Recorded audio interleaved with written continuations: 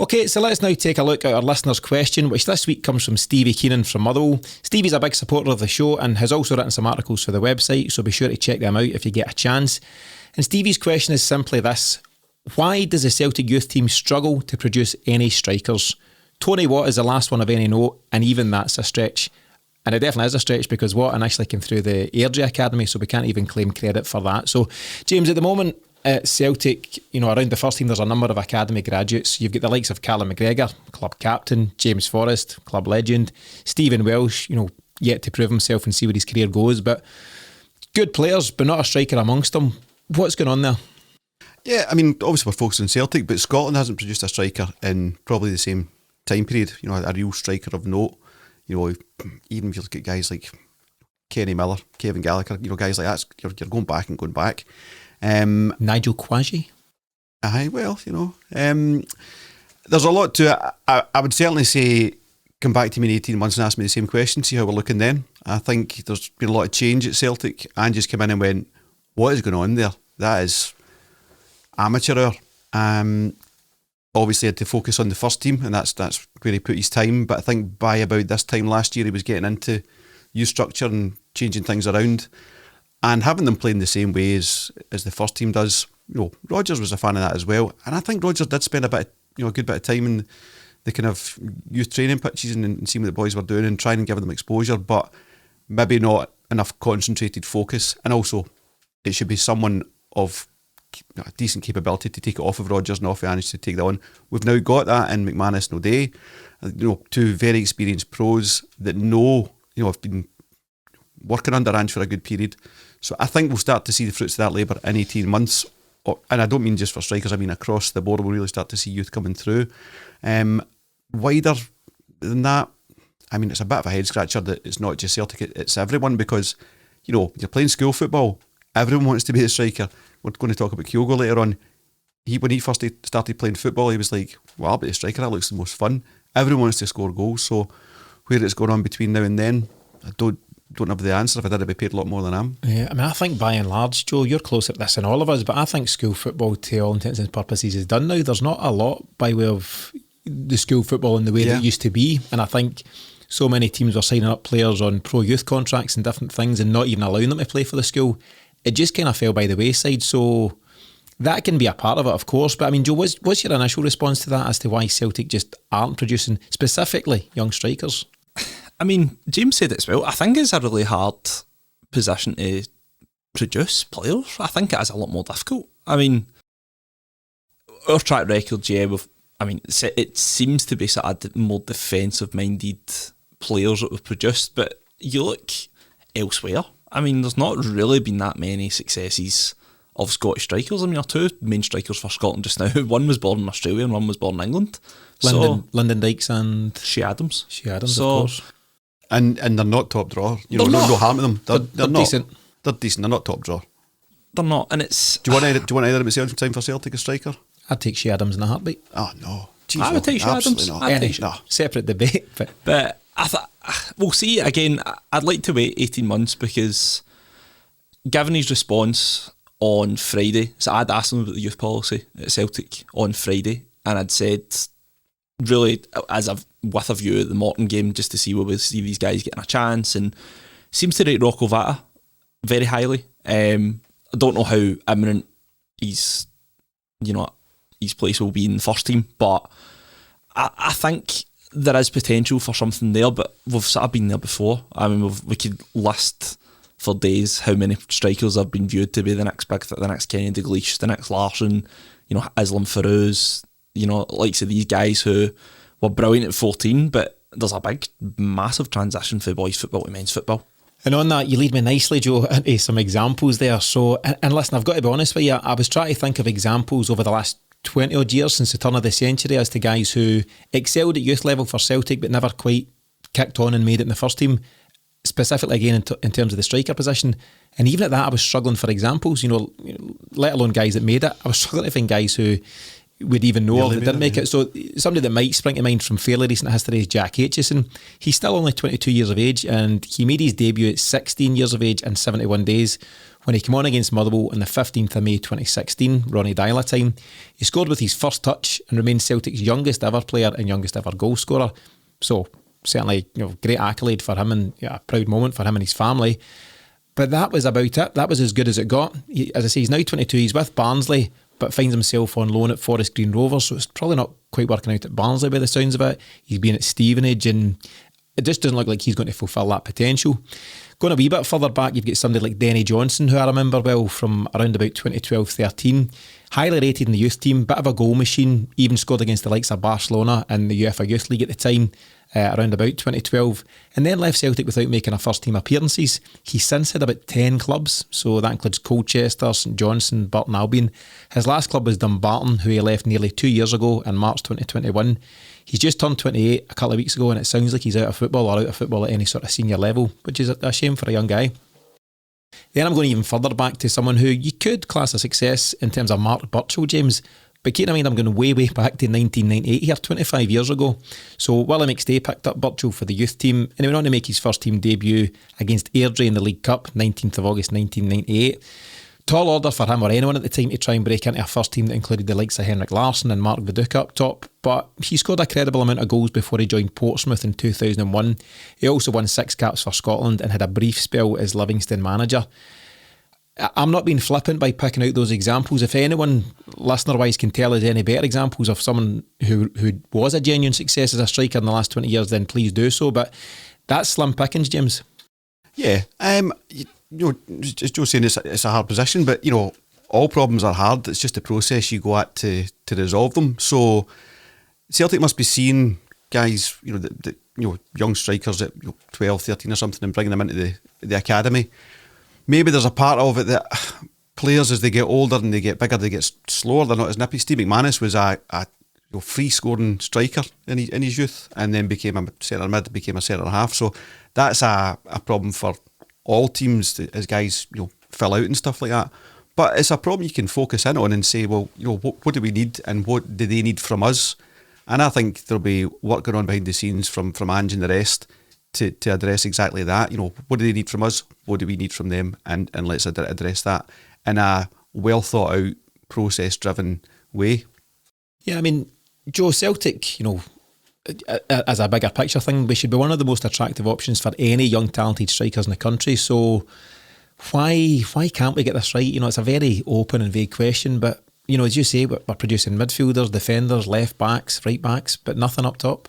I think at youth level as well. I mean, I remember all through school, and it was, I think he's the same age as me, but I don't know if you remember Calvin Miller. That was at Celtic. He played against us on Saturday. Yeah. Of course. So Calvin Miller was, as far as I know, he was a striker at youth level, and when he was sort of early ages at Celtic, used to score loads, and he was known as that guy who just like sort of tore up youth level.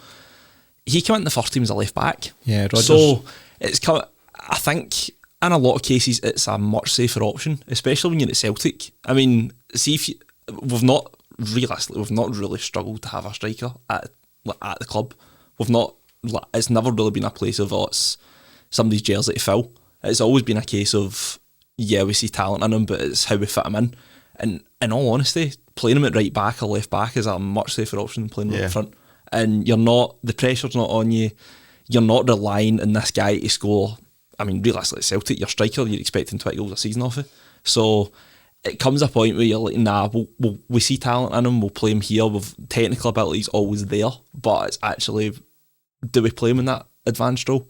And is he going to be better at 18 than a guy like Kyogo, for instance, who's 27, 28, or any sort of other striker that's gone by? So it's always it's going to be a hard one, and even if they're a striker before, it's how you adapt that guy into that team, and playing him up front is maybe not always the best option. Yeah, I think that's a good point, but it's not like anyone's been really chapping the door. I mean, Calvin Miller at that point, under Rodgers, wasn't chapping the door as a striker. He just wasn't shown for that. I think it is a general concept of, for all teams, you're not going to really risk it with a young kid, starting the game at 16 or 17 years old, when you need the goals, or you can't lose a game or you can't draw the game. But no one's been knocking at the door to even ask us that question. Ben Doak isn't a striker, but he was asking the question for his position. Yeah. But see, if you give these guys a chance, if we had someone knocking on that door, they're full of the kind of, pointing to my own youth, the stupidity of youth. You don't even know that you shouldn't be in that position, and you just have that carefree attitude to go for it, the confidence that brings you, so I think we'll see it, but we've not really had, it's not been a conundrum for us, do we put youth in front of Kyogo because there's been no one knocking the door?